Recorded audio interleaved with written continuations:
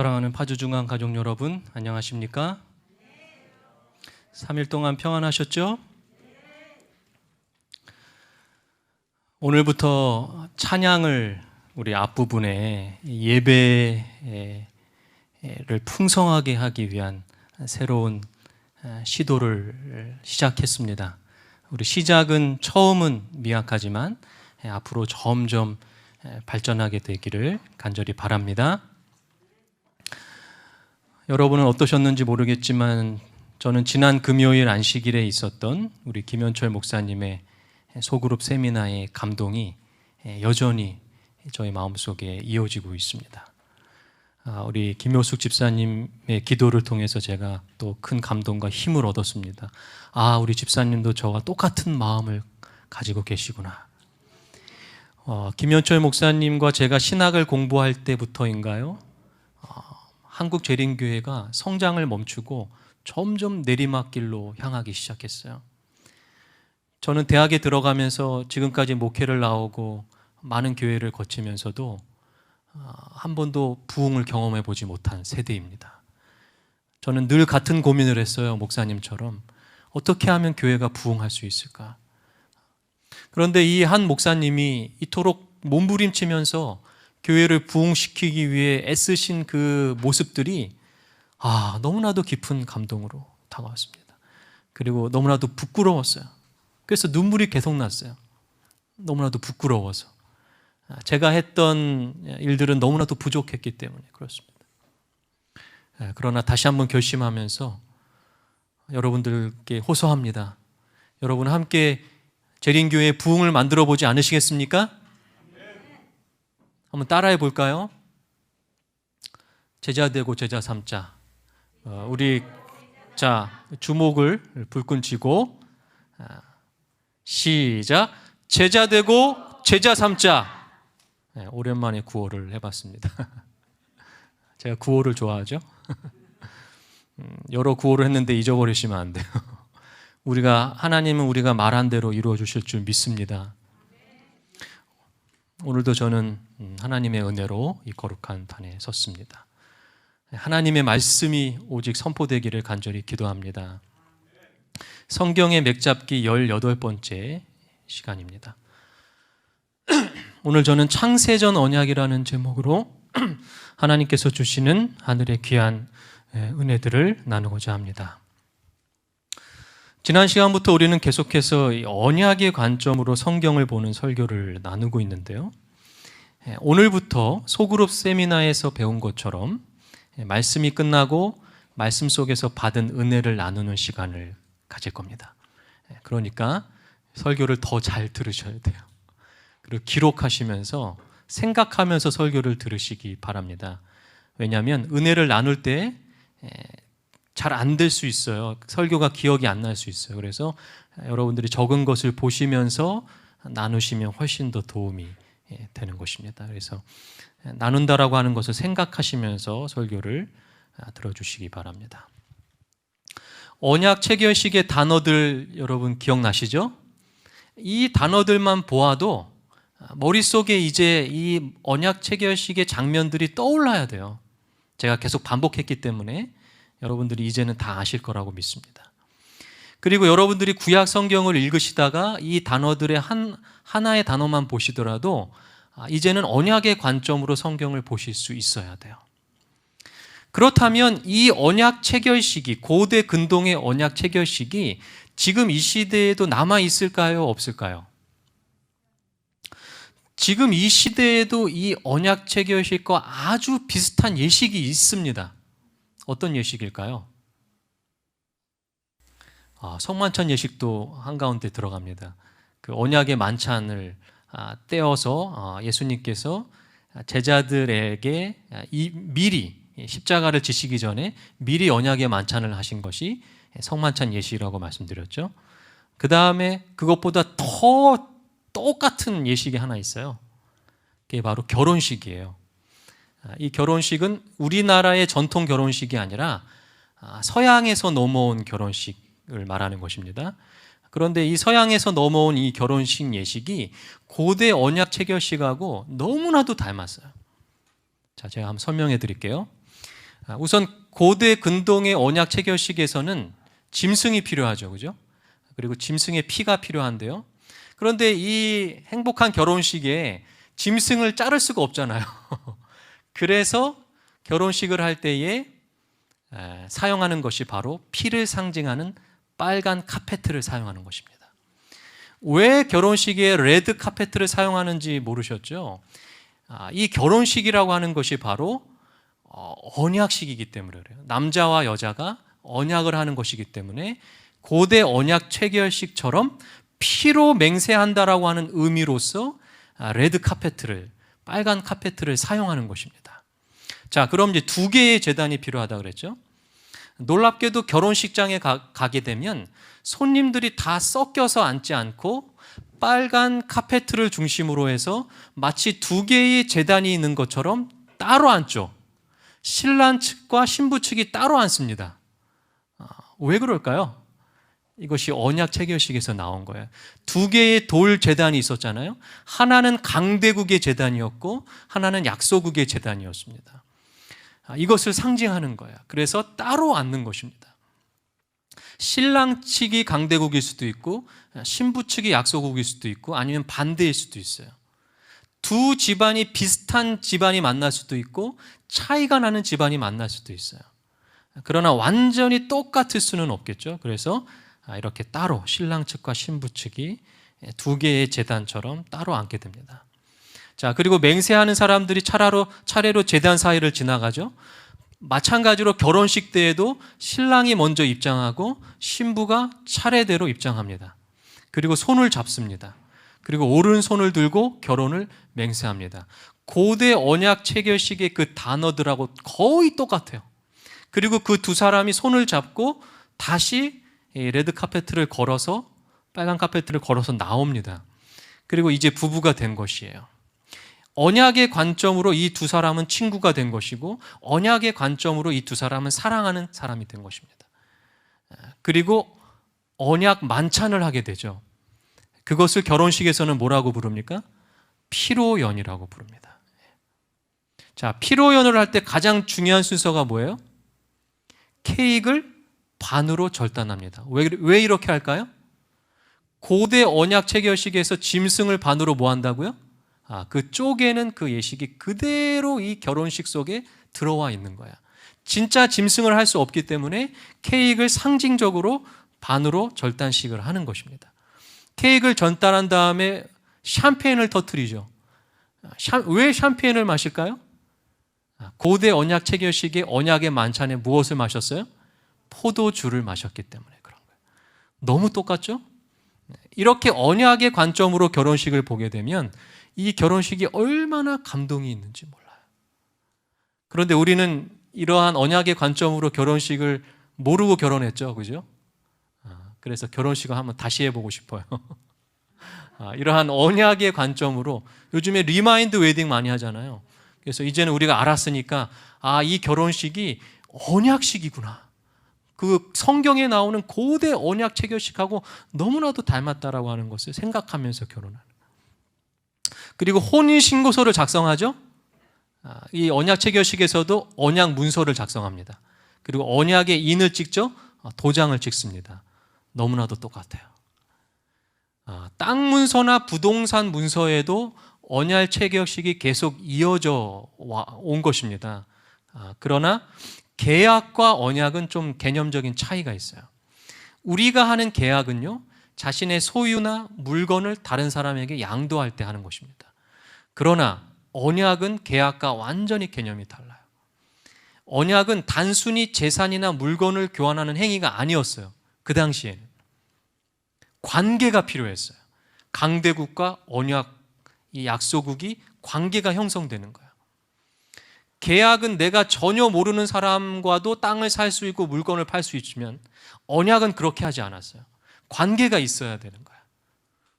그리고 서로의 인격과 삶을 교환하는 것이 언약식이었다는 것입니다. 계약은 언제든지 취소할 수 있지만 언약은 피로 맹세한 것이기 때문에 결코 취소할 수 없어요. 자, 우리가 창세기 15장에서 아브라함과 하나님이 언약을 맺는 장면 기억나시죠? 횃불이 지나갔잖아요. 그렇죠? 하나님이 지나갈 수 없으니까.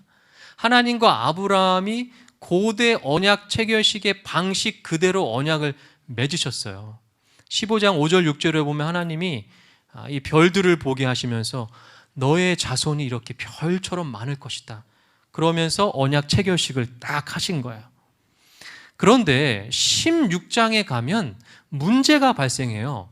어떤 문제냐면 아브라함이 언약의 약속을 어기고 하갈이라고 하는 여종을 자기 마음대로 취해서 이스마엘을 낳는 이야기가 16장에 나와요. 자, 그러면 언약 체결식에 의하면 언약을 어긴 사람들은 어떻게 해야 돼요? 짐승이 쪼개지는 것처럼 아브라함이 창세기 17장에 죽어야 돼요. 저주를 받아야 돼요. 그런데 이상한 장면이 나옵니다. 17장 7절에 보면요, 내가 내 언약을 나와 너와 내 대대 후손의 사이에 세워 영원한 언약을 삼고, 아브라함은 저주를 받아서 죽어야 되는데 하나님은 오히려 아브라함에게 영원한 언약을 다시 삼는다고 약속을 하세요. 자, 이상합니다. 그런데 더 놀라운 것은요, 아브람이라고 하는 이름에서 아브라함이라고 하는 이름으로 17장에 바꿔주세요. 사레라고 하는 이름에서 사라라고 하는 이름으로 바꿔주세요. 자, 여러분, 새 이름이 나오면은 이제 언약 체결식이 떠올리셔야 돼요. 언약 체결식의 그 마지막 단어 가운데 새 이름이 나와요. 언약 체결식을 한 장소의 이름을 새 이름으로 바꿔요. 그러므로 성경에 새 이름을 하나님께서 지어주실 때에는 언약과 깊은 관련이 있어요. 그래서 하나님은 다시 아브라함과 사라의 이름을 바꿔주시면서 언약을 맺어주시는 거예요. 그런데 이상하잖아요. 사라도 언약을 어겼고 아브라함도 언약을 어겼는데 왜 저주하시지 않느냐 이거예요. 언약의 저주를 받아야 되는데 왜 하나님은 다시 언약을 맺으시는가? 이상하죠? 여러분, 이것이 바로 창세기뿐만 아니라 성경 전체를 관통하고 있는 우리 지난 시간에 배웠던 구속의 경륜이에요. 구속의 계획 때문에 이게 가능하게 된 거예요. 구속의 계획과 언약이 일치하게 되는 순간이에요. 자, 이게 놀라운 것입니다. 구속의 계획을 언약의 관점으로 이야기하면 이렇게 이야기할 수 있어요. 언약에 끈질기게 불순종하는 인간들과 그럼에도 불구하고 끝까지 언약에 신실하신 하나님의 이야기가 바로 성경의 이야기예요. 그것이 바로 구속의 경륜과 언약의 관점이 일치하는 순간이에요. 자, 여기 더 놀라운 일이 일어납니다. 하나님이 창세기 17장 10절에 남자들에게, 아브라함의 자손들에게 할례를 하십니다. 할례는 무엇인가요? 할례는요, 동물의 피로 하지 않고 사람의 살을 직접 잘라내는 더 강력한 언약 예식이에요. 짐승으로 했다면 이제 하나님은 너의 살을 베라 이렇게 한 거예요. 사람의 살을 베게 하신 거예요. 짐승을 반으로 쪼개는 예식을 할례식으로 바꿔서 더 강력하게 하신 거예요. 참 이상하잖아요.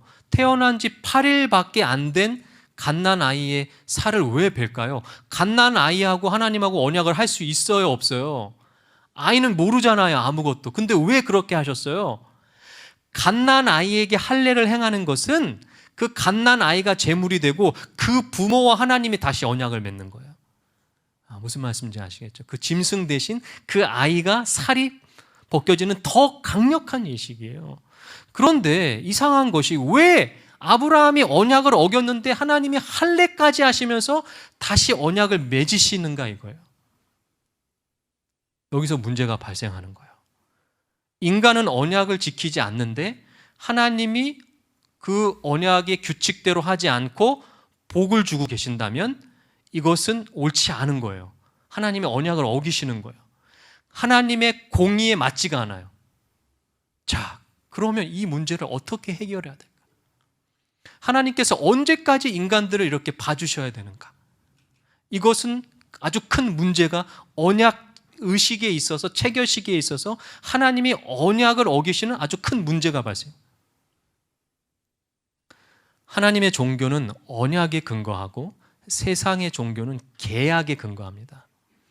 모든 죄는 언약의 파기예요. 그게 죄예요. 죄인의 다른 말이 언약 파기자가 죄인이에요. 그런데 아브라함은 언약 파기자예요. 죄인이에요. 그러면 그 결과로 죽어야 돼요. 마치 아담과 하와가 선악과의 언약을 깨뜨려서 언약 파기자가 되어서 죽어야 되는 것처럼 똑같은 거야. 그런데 아브라함이 언약을 파기하고도 살아남는 이유가 무엇인가? 이것이 바로 인간들이 맺는 언약식과 하나님과의 언약식의 큰 차이점이에요. 창세기의 주제는 인간의 불신에도 불구하고 언약에 신실하신 하나님의 이야기인 거예요. 하나님은 속을지라도 언약을 다시 맺으시는 거예요. 배반을 당할지라도 언약에 신실하신 하나님이 그 이야기가 창세기 이야기예요. 성경 전체의 이야기예요. 성경의 언약은 고대 언약식과 비슷한데 가장 큰 차이점이 있다면 하나님은 인간의 배신에도 불구하고 끊임없이 인간을 용서하시고 언약을 맺으신다는 거예요. 자, 그럼 이게 어떻게 가능한가 이거예요. 여기서 이제 그 해답이 나옵니다. 자, 영감의 글에 보면요. 타락한 인류를 위한 신비스러운 의논, 평화의 의논은 오래 계속되었다. 구속의 경륜은 지구의 창조 전에 이미 세워졌다.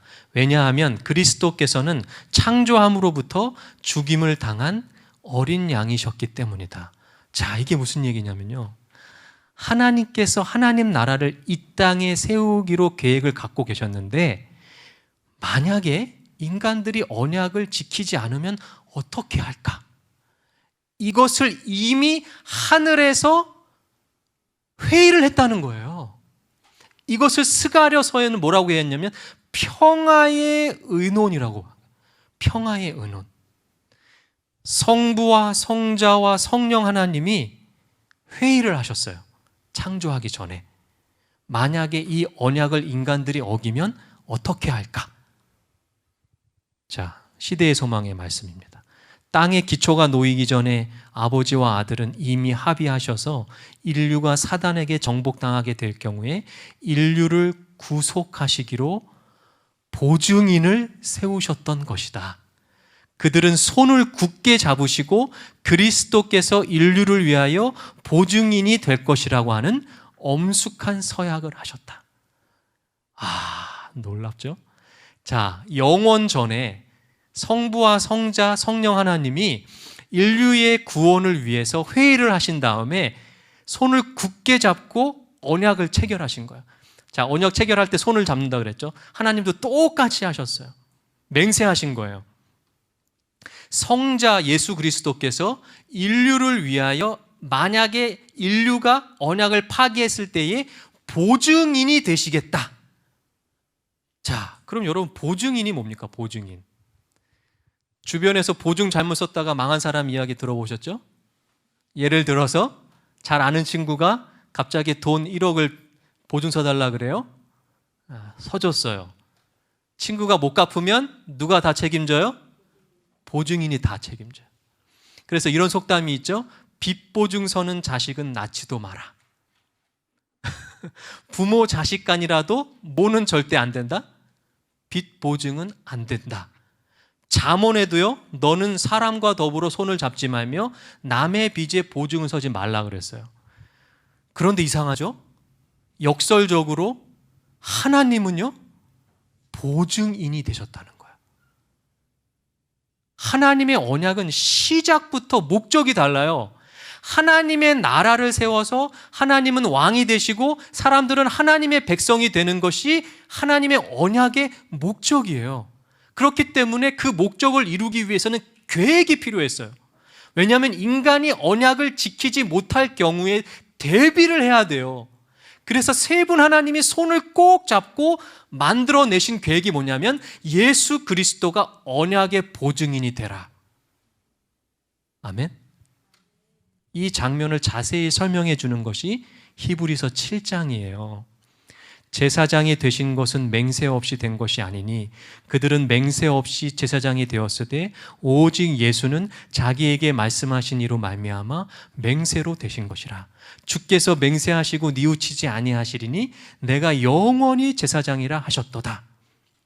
자, 히브리서 7장 20절에 보면 지상에 있는 제사장과 하늘 제사장 예수님의 차이점이 나오는데요, 예수님께서 영원한 제사장이 되시는데, 여기서 바로 영원한이라고 하는 것이 바로 언약의 보증인이 되시겠다라고 하는, 그것이 바로 22절에 나와요.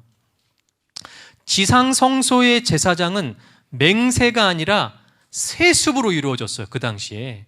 그러나 예수님은요, 우리의 진정한 제사장인 예수님은 세습이 아니라 맹세를 통하여 제사장이 되셨다라고 히브리서가 말하고 있어요. 그리고 이것을 더 좋은 언약이라고 말하고 있어요. 그러면 22절에 뭐예요? 이와 같이 예수는 더 좋은 언약의 뭐가 되셨느니라? 보증이 되셨느니라. 여기서 이 보증이라고 하는 단어를 보증인이라고 하면 더 정확할 수 있어요. 나중에 이제 신약을 배울 때 제가 알려드릴 거예요. 언약의 보증, 즉 이 보증금이 필요해요. 그 보증금은 성령 하나님을 부르는 칭호예요. 나중에 이제 알려드릴게요. 언약의 보증인이 바로 예수 그리스도가 되기로 회를 하신 거야. 자, 언약의 파기자가 죄값을 치르기 위해서는 매번 언약의 보증인이 대신 죽어줘야 돼요. 그렇죠? 죽은 다음에 또 부활하시고. 그런데 예수님은 단 한 번 죽으시고 언약의 보증을 완성하셨어요. 왜 그럴까? 이것은 인간의 고유의 특성을 아셔야 돼요. 그걸 혈통이라 그래요. 혈통. 인간만이 혈통으로 이루어져 있어요. 이것이 바로 천사와 인간의 가장 큰 차이점이에요. 천사는 하나님이 독립적으로 만드셨어요. 우주 거민들도 다 독립적으로 만드셨어요. 그러면 어떤 천사가 죄를 지으면 그 천사만 죽으면 돼요. 하지만 인간은 달라요. 인간은 하나님이 아주 특별하게 만들었는데 천사보다 능력은 못하지만 아주 특별한 그 특성이 있는데 피로 이어져 있어요. 그래서 아담이 죄를 지으면 아담 안에 있는 모든 인류가 다 죄인이 되는 거예요. 억울하잖아요, 그죠? 근데 억울할 게 하나도 없어요. 왜냐하면 반대로 예수 그리스도 한 사람의 죽으심으로 모든 인간이 피로 이어져 있기 때문에 혈통이 예수 그리스도의 혈통으로 바뀌어버리는 거예요. 그래서 하나님이 우리를 그렇게 창조하셨어요. 왜 그럴까요? 천사보다 못한 게 여러분 억울하십니까? 억울한 게 아니에요. 우리는 이러한 특성 때문에 온 우주의 교과서가 된 거예요. 온 우주 거민들이 우리 인간들을 보면서 어떻게 하나님이 구원의 계획을 이루시는지, 어떻게 하나님이 사랑이신지를 지금 주목하고 있는 거예요. 그러므로 우리는 너무나도 놀라운 특권을 가지고 있어요. 그러면 신약 성경에도 창세전 언약이 나올까요? 당연히 나오죠. 예수님이 뭐라고 했냐면 아버지여 창세전에 내가 아버지와 함께, 이런 표현이 나오죠. 그리고 24절에도 창세전부터, 예수 그리스도는 창세전부터, 그래서 이것을 창세전 언약이라고 부르는 거예요. 창세전에 세 분 하나님이 손을 굳게 잡고 언약을 맺으셨는데 그 언약이 예수 그리스도가 보증인이 되시겠다. 에베소서에 보면 더 자세히 나와요. 곧 창세전에 그리스도 안에서 우리를 택하사 우리로 사랑 안에서 그 앞에 거룩하고 흠이 없게 하시려고, 그리고 베드로 전서에도 나오죠. 창세전부터 미리 알림 바 되신 이 계획, 이것을 창세전 언약이라고 말하는 거예요. 그리고 예수 그리스도를 묘사할 때요, 나는 생명의 떡이니 나를 먹어라. 나는 생명의 피다. 나를 마셔라. 여러분 언약 만찬할 때 뭐를 마셔요? 포도주와 떡을 먹죠? 예수님 자체가 언약의 만찬의 이미지인 떡과 포도주라고 본인이 말씀하신 거예요. 왜 그럴까요? 보증인이 되셔야 되기 때문에. 예. 떡과 포도주를 이 언약 체결한 사람들이 먹는 것처럼 예수 그리스도가 먹혀지시는 거예요. 죽음으로써 우리를 대신해서 보증인이 되시는 거예요. 떡과 포도주가 완전히 실현된 거예요. 그래서 예수님께서 이렇게 말씀하세요. 이것은 죄의 사함을 얻게 하려고 많은 사람을 위하여 흘리는 바 나의 피, 무슨 피? 언약의 피래. 자, 이 단어를 저는 언약을 공부하기 전에 이해를 못했어요. 왜 갑자기 언약의 피라고 말씀하셨을까? 근데 이것을 언약의 관점으로 보면 이 피가 언약의 피일 수밖에 없어요. 보증인이 되신 예수 그리스도. 자, 말콤 스미스라고 하는 분이 이 언약을 공부하면서 아주 놀라운 글을 썼는데 너무나도 감동적이에요. 제가 설명한 것들이 이분이 이 글 속에 다 집어넣으셨어요. 하나님의 아들은 창세전 인류의 반역과 그로 인해 죄가 들어오기 전에 이미 아버지의 마음에서 죽었다. 하나님의 아들 예수는 골고다에서 역사적으로 죽으시기 전에 세상의 기초를 놓기 전부터 이미 그의 마음 속에서 도살당하셨다. 여러분, 이것이 복음이에요. 땅의 기초가 놓이기 전에, 창세 전에, 영원 전에 아들 예수님은 아버지의 마음 속에서 이미 벌거벗겨지셨다. 이미 십자가에 달리신 거예요. 아담을 창조하기도 전에, 아담과 언약을 맺기도 전에, 아담이 언약을 파기하기도 전에, 우리가 이 땅에 태어나기도 전에 성부 아버지의 가슴 속에 이미 예수님의 십자가가 세워졌어요. 그리고 성부와 성자 아버지와 예수님께서 손을 굳게 잡으시고 예수님이 언약의 보증인이 되시겠다고 그렇게 약속하셨어요. 그때 하나님의 마음이 어땠을까요?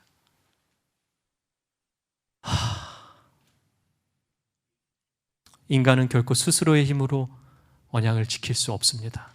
그러므로 모두 죽어야 돼요. 하지만 언약에는 보증인이 있어요. 이 언약을 창세전 언약이라고. 예수 그리스도는 우리의 언약의 보증인이 되십니다. 아멘. 죄로 인하여 깨진 아담과의 언약의 법적 책임을 언약의 보증인인 예수께서 지시겠다고 약속하신 것이 바로 창세전 언약이며 신약 성경은 이것을 새 언약이라고 말하는 거예요. 새 언약에는 보증인의 피가 필요했어요. 이 언약은 인간이 죄를 지은 이후에 만들어진 것이 결코 아니에요. 창조 전에 이미 계획된 거예요. 다시 한번 이 글을 제가 읽어보겠습니다. 하나님의 아들은 창세전 인류의 반역과 그로 인해 죄가 들어오기 전에 이미 아버지의 마음에서 죽었다. 하나님의 아들 예수는 골고다에서 역사적으로 죽으시기 전에 세상의 기초를 놓기 전부터 이미 그의 마음에서 도살을 당하셨다. 아멘. 말씀을 마치겠습니다. 말씀 은혜를 나누는 시간입니다. 우리 연습해 보셨죠? 세미나에 참석하신 분들은 연습을 해보셨고 참석하지 못하신 분들은 어색할 수 있는데 괜찮습니다. 어렵지 않습니다. 우리 주위에 있는 분들 3분씩 한번 좀 그룹을 만들어 주시기 바랍니다. 3분씩. 그래서 3분이 차례대로 2분씩 오는 말씀에 대한 은혜를 나누는 시간을 갖습니다. 그럼 딱 6분이 걸리죠? 6분 동안 말씀의 은혜를 나누는 시간을 갖도록 하겠습니다. 네, 자리를 좀 이동하셔도 좋고요. 좀 용기 내셔서 3분씩 한번 모여주시기 바랍니다. 네.